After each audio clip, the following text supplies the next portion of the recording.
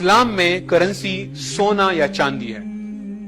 دینار 4.25 گرام کا سونے کا ایک ٹکڑا ہوتا ہے اور درہم 2.85 گرام کا چاندی کا پیس ہوتا ہے. تو جب کرنسی سونے اور چاندی پر مبنی ہو تو وہ ڈالر پر مبنی نہیں ہوگی. ڈالر زمین پہ گر جائے, آسمان پہ چڑھ جائے, میری کرنسی سونا ہے, سونے کی اپنی قدر ہے, سونا کسی اور چیز سے نہیں فرق پڑتا اس کو. تو اسلام کی کرنسی سونا چاندی ہے. جب کرنسی سونا چاندی ہو جائے تو مہنگائی زیرو ہو جاتی ہے, 0 یا 0.1 یا 0.2 ہو جاتی ہے. آج بھی نبی صلی اللہ علیہ وسلم کے زمانے میں بکری کا جو ریٹ تھا درہم میں, آج بھی وہی ریٹ ہے. اس وقت بھی جو دودھ کا ریٹ تھا آج بھی وہی ریٹ ہے. ریٹ وہی ہے اگر آپ سونے چاندی کے حساب سے دیکھیں. ہاں, آپ روپے کے حساب سے دیکھیں گے تو شاید زمین و آسمان کا فرق نظر آ جائے گا.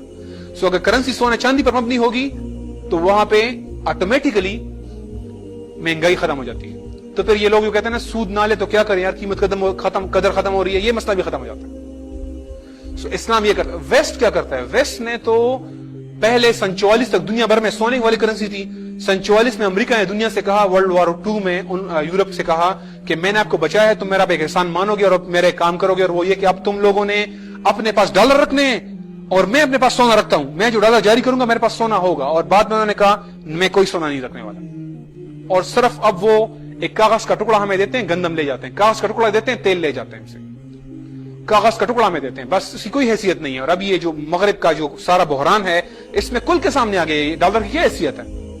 کاغذ کا ٹکڑا. یہ وہ مشینوں سے چاپ رہے ہیں اور دنیا بھر سے چیزیں خرید رہے ہیں. ہمیں جو ہے ہم گندم دیتے ہیں, وہ ہمیں کاغذ کا ٹکڑا دیتے ہیں. تو یہ ہم ہمیشہ ان پہ ڈیپینڈنٹ رہیں گے. جب تک ہم اپنی کرنسی ڈالر اور یورو سے جوڑیں گے ہم برباد ہو جائیں گے. جب ہم اپنا تیل سونے کا بیچیں گے تو پھر ہمارے پاس طاقت آ جائے گی. ٹیکسز. اب اس موضوع پہ دیکھیں کس طرح اسلام نے امیر کو, جس طرح سے یہ لوگ امیر تر اور غریب کو غریب تر کر رہے ہیں, اس کو کیسے روکا ہوا ہے. مغرب جو ہے وہ غریبوں پہ ٹیکس لگاتا ہے, ایوریج لوگوں پہ, اور امیروں کو ٹیکس میں مراعات, ٹیکس میں چھوٹ. اور آپ کو بتاؤں ڈاکٹر صاحب نے ایک سال میں 280 کی 290 ارب کے ٹیکس چھوٹ دیے ہیں بڑی کمپنیوں کو. اس بجٹ کا عنوان جو اخباروں نے لکھا تھا نا, بزنس فرینڈلی بجٹ, یعنی بزنس مینوں کو مختلف مراعات دیے ہیں, عوام پہ ٹیکس بڑھائیں. یہ ان کا طریقہ ہے. بڑے ملٹی نیشنلز کو چھوٹ دیتے ہیں, نام کیا دیتے ہیں, غیر ملکی سرمایہ کاری کے لیے مراعات, ترغیبات کا پیکج اعلان کیا ہے. بھئی تم ٹیکس مت دو, آ جاؤ ہمارے ملک میں لوٹو اور چلے جاؤ. اور ہمارے اوپر ٹیکس, میں آپ کو مثال دیتا ہوں آگے چلیں. آپ صرف یہ دیکھ لیں پاکستان کے بجٹ کا 63% بجٹ کیا ہے, انڈائریکٹ ٹیکس یعنی جی ایس ٹی. دودھ, آپ ایک فقیر ہوتا ہے نا, فقیر, وہ بھی ایک بلیٹ خریدتا ہے نا تو جی ایس ٹی دے رہا ہوتا ہے. ایک بوڑھی عورت, ایک پینشن یافتہ بوڑھا شخص, وہ دودھ کا اتنا سا ڈبہ لے کر آتا ہے نا, وہ ٹیکس دیتا ہے. وہ گھی کا ڈبہ لے کر آتا ہے, وہ ٹیکس دیتا ہے. وہ چینی لے کر آتا ہے, ٹیکس دیتا ہے. وہ غریب شخص جس کا گزر, جو کہ شاید لوگوں کے خیرات پہ پل رہا ہے, وہ ٹیکس دے رہا ہے. اور ڈائریکٹ ٹیکس جو آپ لیتے ہیں, ڈائریکٹلی لیتے ہیں, جس کے پاس کمائی ہے اس سے آپ لیتے ہیں, اگرچہ یہ بھی غلط ہے لیکن یہ اس سے کم غلط ہے, کیونکہ تو ہر کوئی دے رہا ہے, برابر دے رہا ہے. امیر بھی اتنا ہی دے رہا ہے, غریب بھی اتنا ہی دے رہا ہے, کوئی فرق ہی نہیں ہے اس میں. یہ جو ہے جو آپ تنخواہ پہ دیتے ہیں مثال کے طور پہ, یہ 37% ہے. اور یہ بھی آپ تنخواہ پہ لے رہے ہیں, یعنی کہ کمائی پہ لے رہے ہیں, دولت پہ نہیں لے رہے ہیں. دولت وہ ہوتی ہے جو بچ جاتا ہے, کمائی وہ ہوتی ہے جو آپ گھر کا گزارا کرنے کے لیے لے کے جاتے ہیں, اس پہ ٹیکس لگاتے ہیں. یہ پاکستان کا ٹیکس ہے 63% غریبوں کے اوپر ہے, اور یہ بھی اس میں آدھا غریب اور کچھ امیر. یہ ہے ٹیکسوں کا پاکستان کا نظام. یہ مختلف ٹیکسوں کی ڈیٹیل ہے, میں اس تفصیل میں بھی نہیں جا رہا. آگے چلیں. اسلام کیا کہتا ہے, اور یہ بڑی خطرناک حدیثیں ہیں ان لوگوں کے لیے جو ان ٹیکسوں میں ملوث ہیں, جو ان حکمرانوں کے لیے جو یہ کام کر رہے ہیں. لا يدخل الجنہ صاحب المقص, ٹیکس لینے والا جنت میں نہیں جائے گا. وَإِن صاحب المقص فی النار, جو ٹیکس لے گا وہ دوزخ میں جائے گا. اور فرمایا وہ شخص جو کسی بھی شے کی قیمت مسلمان کے لیے بڑھائے, اللہ کا حق ہے کہ قیامت کے دن اسے دوزخ میں ڈال دیں. مطلب کیا ہوا, جو کسی شے کی قیمت مسلمان کے لیے بڑھائے, شے کی قیمت میں کیا ہونا چاہیے, خرچہ اور منافع, یہ کسی چیز کی قیمت میں ہونا چاہیے. اگر درمیان میں جی ایس ٹی آئے گا, آکٹرائے, سی ڈی, فلاں ٹیکس, ڈمکانا ٹیکس, سرچارج, ایڈیشنل سرچارج, یہ قیمتیں بڑھا رہے ہیں, ٹھیک ہے, تو اللہ کا حق ہے اسے دوزخ میں ڈال دیں. یہ ہے درمیان میں کوئی بھی انڈائریکٹ چیز, جو قیمت, جو خرچہ ہے اور اس کے اوپر منافع کے علاوہ کوئی نہیں آ سکتا. اور یہ اللہ سبحانہ وتعالیٰ نے ایسی حدیث بیان کی ہے جو آئندہ آنے والے ہر نئے نام سے جو بھی ٹیکس آئے گا جو اس ڈیفینیشن میں آئے گا وہ خود ہی آٹومیٹکلی وہ حرام بن جائے گی. اور فرمایا, اور یہ اگرچہ لوگ اس کو شاید اس طرح نہ سمجھیں لیکن یہ ایگزیکٹ اس پہ اپلائی ہوتی ہے, اگر تم پاؤ کوئی شخص تمہارا مال بغیر حق کے لے رہے اسے قتل کر دو. کوئی حق نہیں ہے ان لوگوں آپ سے مال چھیننے کا, صرف زبردستی آپ سے لے رہی ہے. جگہ ٹیکس ہے آپ کے اوپر جو لگایا وہ انہوں نے ہر چیز کے اندر آپ سے شامل کر کے آپ سے ٹیکس لے رہے ہیں. میں یہاں پہ ایک چھوٹا سا چیز آپ کے سامنے رکھنا چاہتا ہوں. مجھے ذرا آپ ایک اندازہ لگائیں کہ اگر کسی بندے کی تنخواہ وہ سال 50,000 ہے اور وہ سالانہ 6 لاکھ روپے کماتا ہے تو اس کے اوپر وہ کچھ 10% ٹیکس دیتا ہے. اگر زیادہ ہے تو پھر تو ریٹ 30% اور 25% تک پہنچ جاتا ہے, اس کو چھوڑ دیں ابھی. اس کے بعد آپ جب جو شاپنگ کرتے ہیں اس پہ 17.5% آپ سب پہ جی ایس ٹی دیتے ہیں. جو آپ بجلی کا بل دیتے ہیں اس کے اوپر کم از کم کوئی 150-200% ٹیکس ڈالے ہوئے انہوں نے مختلف ناموں سے, اور آخر میں سب نام ختم کر کے ایک ہی نام رکھ دیا. اب سارے ضم کر دیے, ریٹ کے اندر ضم کر دیے. بجلی کا بل, گیس کا بل, پی ڈی سی ایل کا بل, آپ کا جو گھر کا ٹیکس ہے, جو آپ کا پراپرٹی ٹیکس ہے, جو آپ کا سیس ہے, جو آپ کے اس کے اوپر جو پانی کا جو ٹیکس ہے, اس کے علاوہ جو آپ گاڑی کہیں پارک کرتے ہیں اس کے اوپر آپ کو ٹیکس دینا پڑتا ہے. جو آپ راستے میں جاتے ہیں ٹول ٹیکس, جو آپ گاڑی کا لائسنس بناتے ہیں اس کا ٹیکس, ڈرائیونگ لائسنس کا ٹیکس, ہر سال کا جو گاڑی کا جو ٹوکن ہے وہ الگ ہے. پھر اس کے بعد جب آپ کہیں پل پہ سے گزرتے ہیں تو ٹول الگ سے دیتے ہیں. اگر کسی ریسٹورینٹ چلے جائیں 12% ٹیکس وہاں پہ دیتے ہیں. یعنی آپ یہ لسٹ اٹھاتے جائیں, آپ کی تنخواہ ادو اد آپ سے وہ ٹیکس میں لے رہے ہیں, آپ کو پتہ بھی نہیں چلتا. آپ کہتے ہیں میں شاید 8% ٹیکس دے رہا ہوں, میں 12% ٹیکس دے رہا ہوں, میرا 15% کٹ رہا ہے. 15 نہیں کٹ رہا, 15 تو ڈائریکٹ وہ ہاتھوں ہاتھ لے جاتا ہے نا آپ سے.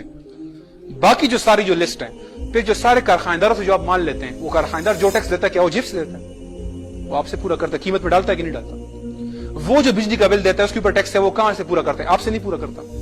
اگر آپ دیکھیں پوری گمبھیرتا ہے اور آپ کو ٹیکسوں میں انہیں کچرا ہوا ہے, ہر جگہ سے آپ کو ٹیکسوں میں جکڑا ہوا ہے, جو آپ ٹیکسوں کے ٹیکس آپ دے رہے ہیں اور آپ کو اندازہ بھی نہیں ہو رہا. ان کو یہ ٹیکس اس لیے پسند ہے نا, یہ انڈائریکٹ ٹیکس, آپ کو پتہ نہیں چلتا, فیل نہیں ہوتا آپ کو. آپ موبائل میں کسی کو گھر میں فون کرتے ہیں والدہ کو تو 25 روپے پہلے کٹ جاتے ہیں اور باقی کٹتے کٹتے آخر میں 42 روپے آپ سے پورے کٹتے ہیں. یہ سب کیا ہے آپ کے ساتھ ہو رہا ہے؟ آپ کو ٹیکسوں میں اس لیے جس بندے کی تنخواہ 20,000 ہے نا, وہ اصل میں کوئی 8,000 روپے وہ ٹیکسوں میں دے رہا ہے, پھر 5-6 ہزار بجلی کے بلوں میں دے رہا ہے. اس کے بعد کیا بچتا ہے اس کے پاس؟ سو لوگ غریب نہیں ہوں گے اس نظام میں. سود, آگے سود کے بارے میں زیادہ تفصیل اس لیے ڈسکس, ایک فگر کے علاوہ میں ڈسکس اس لیے نہیں کرتا کہ الحمدللہ اس کے بارے میں علماء اکثر ذکر کرتے رہتے ہیں اور اس کی ہمیں وعید کے بارے میں بڑی حد تک اندازہ کہ کتنی سخت چیز ہے اور اللہ رسول کے ساتھ اعلان جنگ ہے.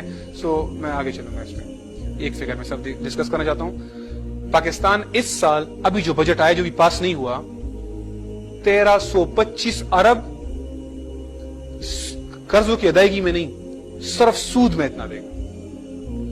پاکستان کا دفاع کا بجٹ 800 ہے, پاکستان کا پورے ملک کی ترقی کا بجٹ 900 ارب ہے.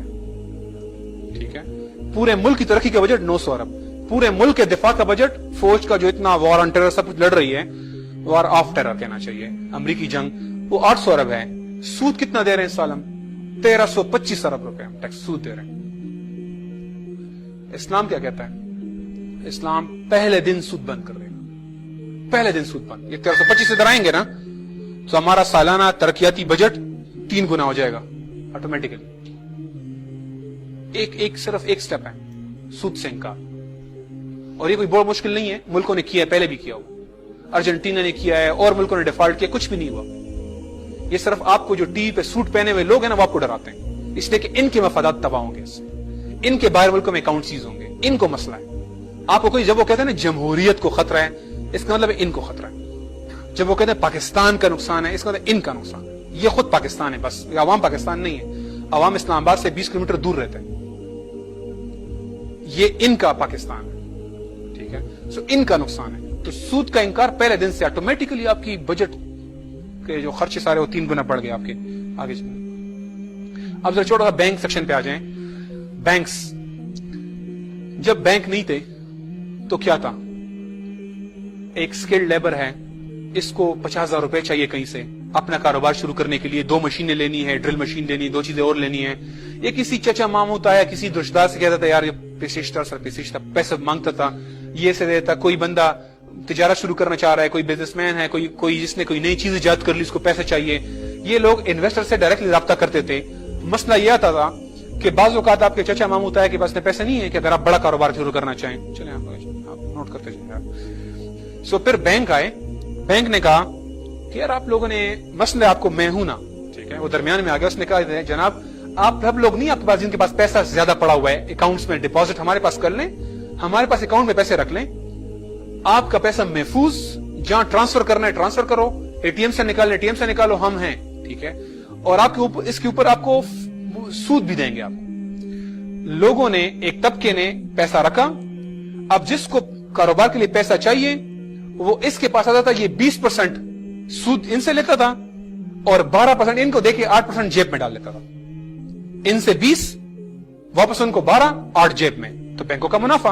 और अभी भी फिर भी इसके बावजूद, जैसे मेरे जैसे चंद लोग जो हैं अभी भी आम लोगों से कर्ज लेते हैं, बैंकों से नहीं लेते। आपके मेरे जैसे लोग अभी भी ऐसे हैं जो कि अभी भी कुछ रिश्तेदारों से, आगे जान पहचान के लोगों से, दोस्तों से कर्ज लेने की जरूरत पड़ती है तो उन्हीं से लेते हैं, बैंक से नहीं लेते हैं। आगे मुसलमान मुल्कों में एक मसला था। मुसलमान मुल्कों में ना ये जो बैंक में ना अकाउंट खोलने वाले 80 में से 20 होते थे। पाकिस्तान में आज भी 80% लोगों का अकाउंट नहीं है। अभी वो मना सुद्दे पके मना बस गलत थे मना न दे, तो लोग अकाउंट नहीं खोल रहे थे। सो ये बैंकों को ना बड़ा वक्त पड़ा हुआ था, यार ये कैसे लोगों से पैसा लें, पैसा इनकी जेबों में है, ये खुद देते हैं, बार बार लोगों से डील करते हैं, हम ये 8% हर एक से मैं नहीं कमा पा रहा। सो इन्होंने देखा कि यार ये तो हम यहाँ पे लोग डायरेक्ट डील कर रहे हैं, ना क्रेडिट कार्ड बनाते हैं, ना इंश्योरेंस करते हैं, ना अकाउंट खोलते हैं, सिवाय जिसकी नौकरी लग जाए तो वो पहले दिन जाके बैंक में अकाउंट खोलता है, और ना कभी अकाउंट उसने नहीं खोला। कोई कारोबार में मजबूरी हो गई पैसे वसूल करने, वरना उसने कभी अपने घर में उसके 8 बंदे, सिर्फ एक बंदे का अकाउंट है, बाकी किसी के अकाउंट नहीं खोलते लोग अकाउंट। बस मना से गंदे पके सुद्दे पके बस मना मौलाना से भी गलत था, तो बस वो उससे दूर रहता है। तो इन्होंने क्या किया, आगे चले, इन्होंने कहा यार ये तो बड़ा मसला है, लोगों को कैसे इस्तेमाल करें।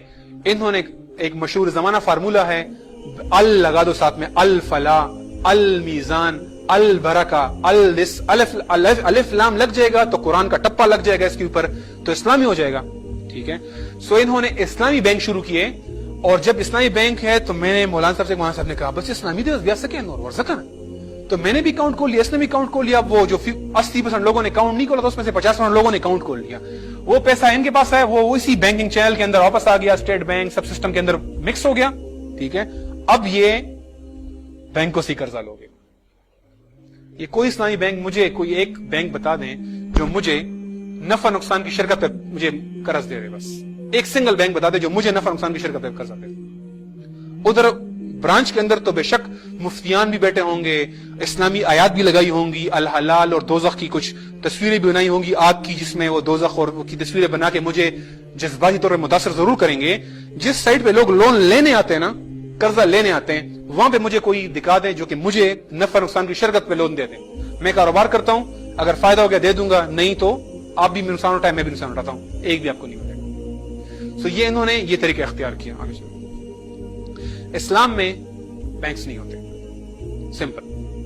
इस्लाम में बैंक्स नहीं होते, इस्लाम में इदारे होते हैं जो दोनों को मिलाते हैं। इनको इनसे मिलाते क्योंकि हमें मिलाना है, कुछ लोग ज्यादा पैसे चाहिए, लेकिन मिलाने का मतलब ये नहीं क्योंकि पैसे मैं खुद लेके सूद पे देके उस सूद में से आधा इसे देके आधा जेब में रखूंगा, ये कोई जरूरत नहीं। ये प्रॉपर्टी डीलर क्या घर खरीदने के बाद किराए पे देते हैं? नहीं, सिर्फ मालिक मकान को उसको मिलाते हैं ना, कमीशन लेते हैं।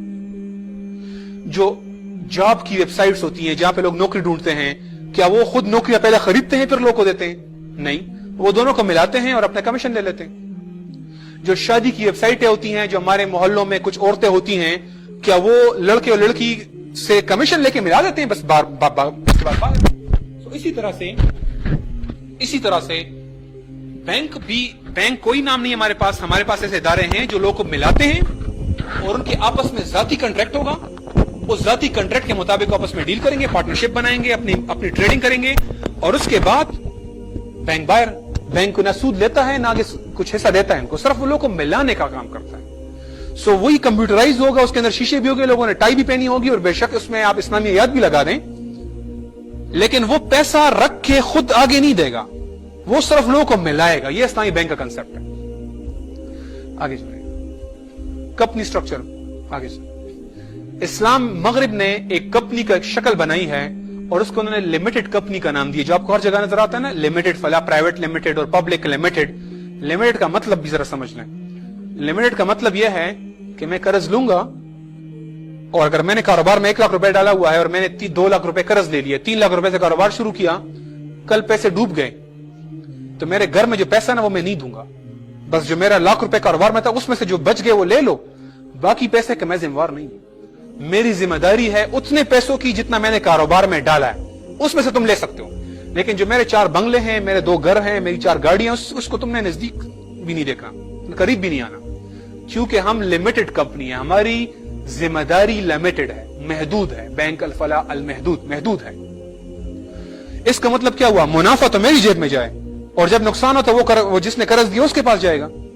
اسلام میں تو شہید کو بھی قرض معاف نہیں ہے, اور تو چھوڑیں جس کو پہلا خون کا قطرہ گر دے اللہ معاف کر دیتا ہے, اس کو بھی قرض معاف نہیں ہے. ان کو قرض معاف ہو گیا. یہ وہی سیٹ مینٹلٹی ہے کہ میرے پاس میں کبھی غریب نہ ہو جاؤں. سو منافع میرے پاس آئے گا اور جب مکمل نقصان ہوگا تو میری باقی 5 کمپنیاں, 10 گھر, 5 فیکٹریاں اور سب بچ جائیں گی, کیونکہ میں ان میں سے نہیں دوں گا, سارا نقصان یہ خود بھگتے گا. سو یہ اگین آپ کو وہ مینٹلٹی نظر آتی ہے لمیٹڈ کمپنیز کا. اسلام میں کمپنیز کی شکل بالکل ڈفرنٹ ہے اور وہ اس کے 5 قسمیں ہیں جو کہ اگین ایک الگ تفصیل ہے, میں اس پہ بھی نہیں جا سکتا. اسٹاک ایکسچینج, اسلام میں کوئی اسٹاک ایکسچینج نہیں ہوگی, بلکہ سارا پیسہ انڈسٹری کے اندر آئے گا. یہ موجودہ شیئر خریدو بیچو, خریدو بیچو, خریدو بیچو. کیا کاروبار ہو رہا ہے؟ یہ کیا کاروبار ہے؟ کاروبار تو یہ ہے کہ میں نئی دکان بنائی, میں نے کسی سے پیسہ لیا, نئی دکان بنائی, یہ کاروبار ہے. میں نے کسی سے پیسہ لیا, نئی فیکٹری بنائی, یہ کاروبار ہے. میں نے ایک نیا برانچ کھولا, یہ نیا کاروبار ہے. ایک برانچ پہلے سے بنا ہوا ہے, ایک فیکٹری پہلے سے بنی ہوئی ہے, اس کے ملکیت کا ایک کاغذ ہے, جس طرح زمین کے پلاٹ کا کاغذ ہے, اور وہ پلاٹ میں تمہیں بیچوں, تم مجھے بیچو, میں اسے بیچوں, یہ مجھے بیچے پھر میں اسے بیچوں. اس میں کیا کاروبار ہے؟ یہ تو جواری ہے. جواری لفظ میں اس طرح نہیں سمجھنا چاہتا, لیکن یہ کاروبار نہیں, یہ ملک کی کوئی ترقی میں کوئی کردار نہیں ہے اس کا. اسٹاک ایکسچینج بند کر کے جو سارا لوگ کاروبار یہاں کرتے ہیں, ہم کہیں گے انڈسٹری میں لگائیں, فیکٹری میں لگائیں, نئی فیکٹریاں کھولیں, کاروبار کریں, موجودہ پلاٹ کو آگے پیچھے نہ بیچیں. جس طرح آپ کو یاد ہے ڈی ایچ اے اور بیری ٹاؤن میں ایک ٹائم پہ بس پلاٹ ایک دوسرے کو سیل کرتے تھے اور اس کے اوپر کما رہے تھے. یہ کوئی کاروبار نہیں, کوئی تجارت نہیں ہے. آگے چلیں, زکات. آگے چلیں. اسلام میں زکات کیش کے اوپر, سٹاک کے اوپر, جو ساری فیکٹریوں کا, سارے کارخانوں کا سٹاک ہے اس کے اوپر, جو ہمیں قرضے وصول کرنے ہیں اس کے اوپر, جو سارے ہمارے لائف سٹاک ہیں, جو بیڑ بکریاں جانور ہیں ان کے اوپر, زمینوں کی پیداوار کے اوپر, اور اس کے علاوہ کوئی بھی چیز جو ٹریڈیبل, جو پلاٹ ہی کیوں نہ ہو لیکن میں نے کاروبار کی غرض سے لیا ہوا, ان سب کے اوپر مجھے زکات ہے. اور ایک الگ الگ شرح ہے, کہیں 2.5% ہے, کہیں 40 میں سے 1 ہے, کہیں 10 میں سے 1 اونٹ ہے. مختلف وہ ہے ریشوز ہیں جس کے مطابق ہم کلیکٹ کرتے ہیں. ایک طرح سے نا پوری معیشت سے 2.5% ہر سال نکل آتا ہے. پاکستان کی معیشت تقریباً $350 ارب کی ہے. اگر آپ اندازاً لگائیں تقریباً تو ہمیں 600-700 ارب جو ہے صرف زکات کی کلیکشن بن رہی ہے. صرف زکات کی کلیکشن ہمارے پاکستان میں اتنی بنتی ہے. اور یاد رکھیں لوگ زکات نہیں چھپاتے. ٹیکس جو ہے نا, لوگ تو 10 طریقے نکالتے ہیں کہ ٹیکس میں نہ دوں, لیکن زکات کے لیے ایک دن بیٹھ کے سارا حساب کتاب کر کے خود بیٹھ کے, کوئی اسے کچھ نہیں کہتا, وہ خود کر کے اس کے اوپر آخر میں تھوڑا اوپر بھی دے دیتا ہے کہ یار غلطی نہ ہو جائے, اللہ کو جواب دینا ہے. تو زکات کوئی نہیں چھپاتا. ٹھیک ہے. سو مجموعی طور پہ آف کورس کچھ لوگ ہوں گے, میں چندوں کی بات نہیں کر رہا, ہمیں معاشرے کی مجموعی حالت کے مطابق لوگ زکات اپنی دیتے ہیں. سو یہ زکات ایک بہت بڑی کلیکشن ہے پاکستان کے لیے, اور پاکستان میں تو ابھی عشر کا حساب میں نہیں کیا جس کے اوپر کافی بڑی رقم اس کی بنتی ہے. غیر ملکی قرضے, چلیں آگے چلیں, رک رہے ہیں. غیر ملکی قرضے جو ہیں, میں آپ کو ایک مثال دیتا ہوں. نائجیریا نے $3.5 ارب کا قرضہ لیا تھا 1980 میں. 1985 میں وہ 5.8 ارب ہو گیا, 98 میں 20 ارب, اور آج وہ 27 ارب کا ہو گیا. اس وقت جو سارے ممالک جنہوں نے قرضہ لیا ہے نا, ایک 2 بڑی انٹرسٹنگ فگرز ہیں. ہر $1 کے بدلے وہ $13 دے چکے ہیں. ہر $1 کے بدلے وہ $13 دے چکے ہیں. اس وقت ایک قرض کے اوپر ایوریج 41 شرطیں, اور جو افریقن جیسے ملک ہیں نا جو بہت کمزور ہیں, وہاں ایک قرض کے اوپر 114 شرطیں. سو یہ قرض نہیں ہے, یہ استعمار کا جال ہے. اور ہمیں اچھی طرح پتا ہے پاکستان میں کس کو نہیں پتا کن کے کہنے پہ بجلی تیل کی قیمتیں بڑھ جاتی ہیں, پرائیویٹائزیشن کس سے کہنے پہ ہوتی ہے, سب کچھ کون کرتا ہے, اور کون فائنانس منسٹری میں بیٹھ کے بجٹ اس دفعہ IMF نے تیار کروایا ہے, اور یہ صرف اسپوکس مین ہیں جو بجٹ بولتے ہیں. بجٹ کہیں اور سے بن کے آتا ہے, ان سے منظوری سے ان کے سارے ڈائنامکس وہ تیار کرتے ہیں. سو غیر ملکی قرضے شرعاً حرام ہیں, شرعاً حرام ہے. یہ حدیث ہے, آیت ہے جو کہ بے شمار جگہوں پہ اپلائی ہوتی ہے, اور اس میں سے ایک غیر ملکی قرضے بھی ہیں جس کے ذریعے یہ ہماری دولت ہم سے لے کے جا رہے ہیں. جس طرح میں آپ کو ذکر کیا 1300 अरब रुपए पाकिस्तान इस वक्त सूद में दे रहे हैं। गैर मुल्की ताजिर जो हैं, हमारे मुल्क में कोई मल्टीनेशनल कंपनी नहीं आ सकती, इसलिए कि हम मल्टीनेशनल को पहचानते ही नहीं है। मल्टीनेशनल कंपनी हम नहीं पहचानते। गैर मुल्की ताजिर हैं, वो आ सकता है, अपने बर्गर बेचना चाहे मैकडोनल्ड के नाम से या किसी और कोई चीज बेचना चाहे बेच सकता है, लेकिन जो असल चीज जो हम देखते हैं वो है ये किस मुल्क का ताजिर है। जो असल डिस्कशन है वो ये नहीं क्या बेच रहा है, असल चीज है किस मुल्क का ताजिर है। वो अमेरिका इसराइल का ताजिर है, नहीं आ सकता। वो मुल्क जो हालत जंग में है, हमसे इस वक्त एक्टिवली वॉर में है, उनके साथ कोई मुआहदा नहीं है, कोई नहीं आ सकता उनका बंदा। बाकी जो दुनिया में तकरीबन 180 और मुल्क हैं जो हैं, तो 150 कर लें, 160 कर लें, जो है तो नॉन मुस्लिम, और एक दिन जंग होनी है क्योंकि एक दिन क़यामत तक, एक दिन तो हमें दुनिया पे हमें पहुंचाना है इस्लाम, लेकिन वो असल में अभी हमारे साथ जंग में नहीं है, तो उनके साथ मुआहदे के मुताबिक वो हमारे मुल्क में आ सकते हैं, हम उनके मुल्क में जा सकते हैं। वो जो हम पे टैक्स लगाते हैं हम उन पे वो टैक्स लगाएंगे। इसको बिमिसली ही उसी तरह का टैक्स लगाने का रूल कहते हैं, उसके मुताबिक हम लगाते हैं। और जो इसके अलावा ये जो वो मुल्क हैं जो कि हमसे वॉर में हैं, उनका कोई बंदा हमारे मुल्क में एंटर नहीं हो सकता। तो हमारे रूल्स बिल्कुल इस्लाम ने वाज़े किए हैं, और मुझे यकीन है कि ये उसूल आप लोगों से नहीं सुनते होंगे। आप सूद के बारे में बड़ा सुनते होंगे, लेकिन गैर मुल्की ताजिर के उसूल क्या हैं कभी आपने डिस्कशन नहीं की होगी। अगर ये सब चीजें जो भी मैं पीछे डिस्कस करता आ रहा हूं, ये सब चीजें दौलत को तकसीम नहीं कर पाती। इसके बावजूद कुछ लोग होंगे जिनके पास दौलत बहुत सारी होगी, अभी भी होगी। मिसाल के तौर पर मैं जूतों का कारखाना बना सकता हूं, मैं कपड़े कारखाना बना सकता हूं, और मैं बड़ा अमीर भी बन सकता हूं। मैं अपना घर हो सकता है, मैं गाड़ियों का कारखाना है, मैं कुछ और चीजें मैं बना सकता हूं। सो मैं तो तेल गैस के कुएं और पीटीसीएल और स्टील मिल जैसी चीजें तो मैंने बाहर कर दी, लेकिन इसका मतलब ये तो नहीं कि हम ट्यूबलाइट का कारखाना नहीं बना सकते, हम जो है मैट्रेस का कारखाना नहीं बना सकते। सो हमारे पास फिर भी लोग होंगे जो कि कुछ बहुत अमीर होंगे, कुछ कम अमीर होंगे, लेकिन तमाम की तमाम आबादी के पास बेसिक नीड्स की गारंटी होगी। वो इस लिहाज से कोई भी गरीब नहीं होगा, गरीब कोई भी नहीं होगा, उनकी चीजें पूरी होंगी। लेकिन एक उसूल अल्लाह सुब्हानहू तआला का ऐसा है जो हमें अहादीस में बयान किया गया है, और कुरान पाक के अंदर भी इसका बयान है, जो कि ये जो बाकी मानदा जो कुछ लोग बहुत अमीर रह जाते हैं और उतनी दौलत होती है कि वो खर्च भी नहीं कर सकते, उसको रोकने का उसूल है। इस्लाम ने दौलत का खजाना बनाना, किंजुल माल, माल का खजाना बनाना हराम कर दिया हुआ है। आप याद है असहाबुस सुफ़ा के बारे में, ये वो सहाबी थे जो कि मस्जिद में ही, मदरसे में पढ़े रहते थे, और वहीं पे बड़े गुर्बत और तंगदस्ती में, और उधर ही वो इस्लाम की चीजें सीखते थे, और इन लोगों को तमाम साहब उनके ख्याल रखते थे क्योंकि ये हर वक्त इल्म में मगन होते थे और इल्म हासिल करते थे। इनमें से एक असहाब सुफ़ा थे, उनके जब इंतकाल हुआ तो उनकी जेब में 2 अशरफियां निकल आई, तो नबी सल्लल्लाहु अलैहि वसल्लम ने कहा ये इसके लिए आग है, 2 अशरफियां। तो वजह क्या थी? जब पूछा गया तो आपने बयान किया कि इसलिए कि इसने माल जमा किया।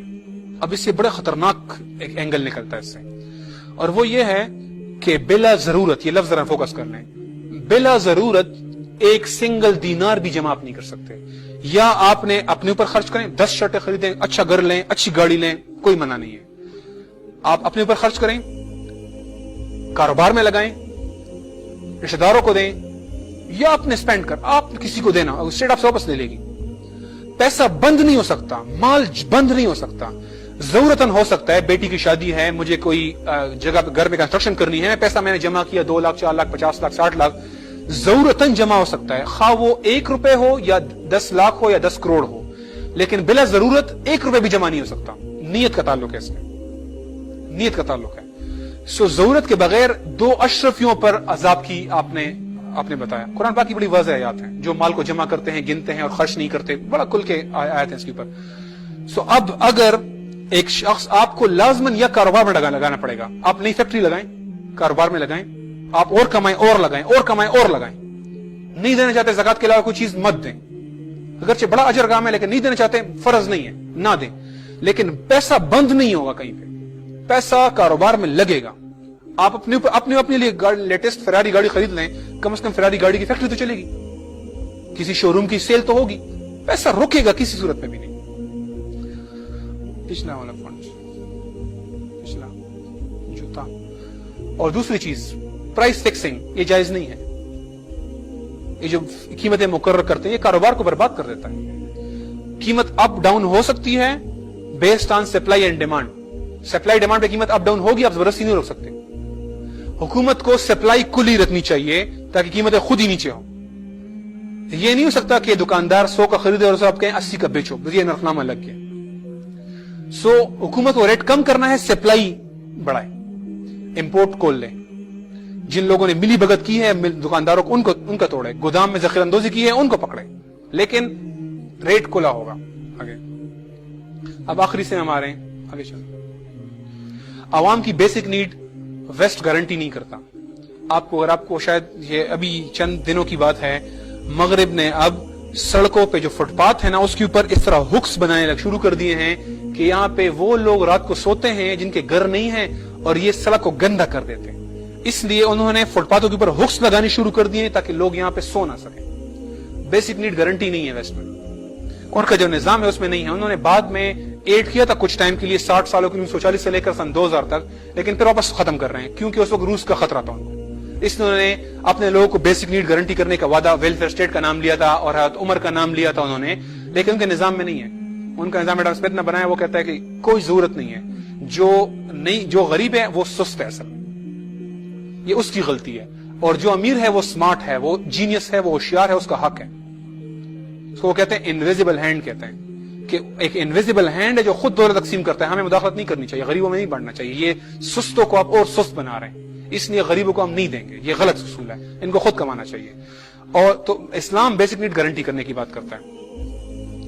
یہ اسٹیٹ کے آمدنی کے وسائل ہیں. جو کہتے ہیں ٹیکس نہیں لوگے تو پھر کیا کرو گے, یہ وسائل ہیں, اور تفصیل میں کوئی پوچھے گا تو میں تفصیل میں چلا جاؤں گا, ابھی میں نہیں جا رہا. لیکن اس میں سے ایک وسیلہ ہے صرف یہ والا,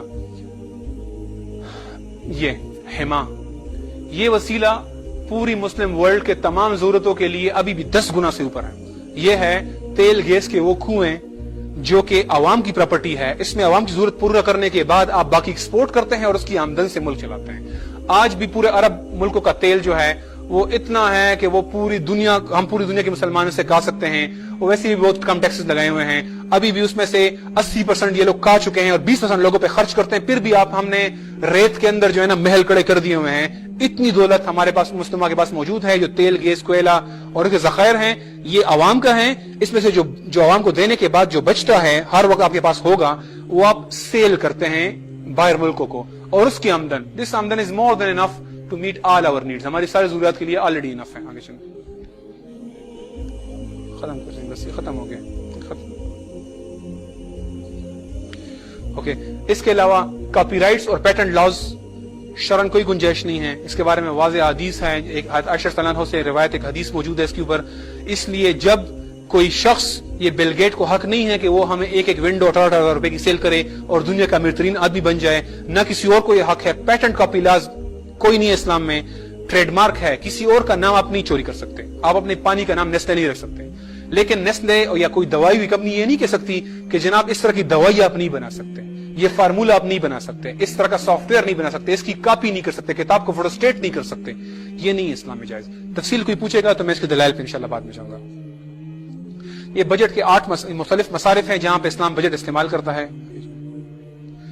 اوکے, مغرب میں تمام فیصلے کون کرتا ہے؟